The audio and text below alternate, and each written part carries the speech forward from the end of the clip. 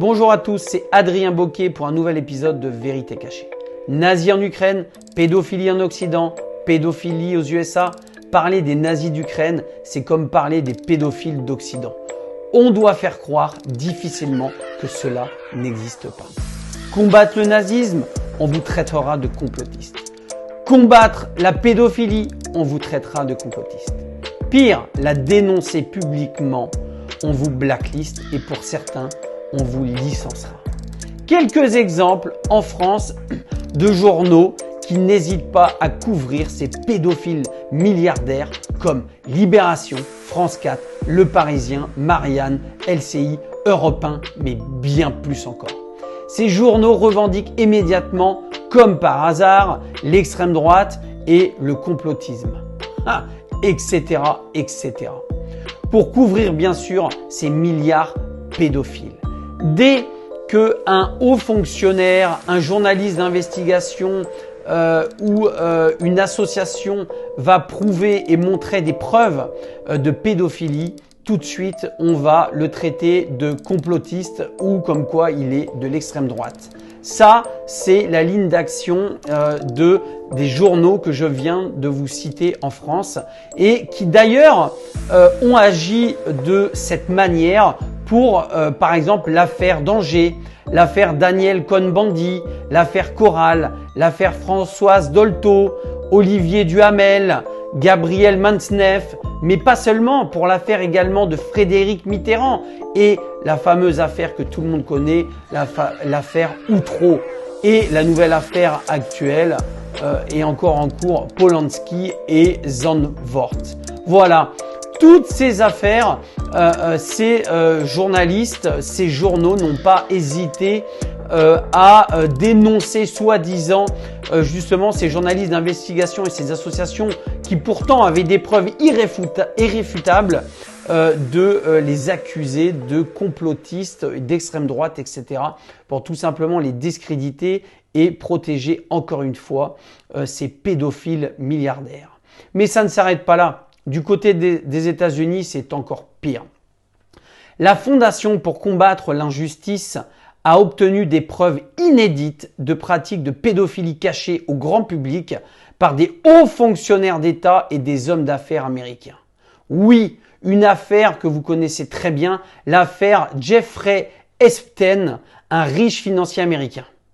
Voici le témoignage que nous avons réussi de récolter d'un ancien employé de la fondation Protect US Kids, un groupe de défense des droits de l'homme. Voici son témoignage édifiant. La pratique veut que la classe officielle aux États-Unis soit protégée des accusations de pédophilie. Lorsque de telles accusations surviennent, toute la machine se censure de l'information américaine. Celle-ci se met en marche pour supprimer la source originale, la discréditer et la déclarer indigne de confiance. C'est le principal garantie d'impunité pour les agresseurs et violeurs d'enfants de haut rang.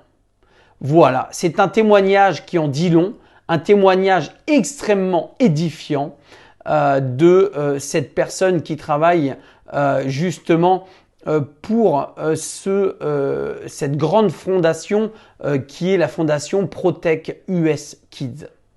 Également, selon notre enquête, des victimes présumées américaines d'abus sexuels ont été interrogées et ont tous affirmé, je cite, que des enfants placés dans des familles d'accueil étaient transportés en avion sur la côte ouest des États-Unis et la Floride pour participer à des orgies avec des fonctionnaires hauts de l'État et des milliardaires américains.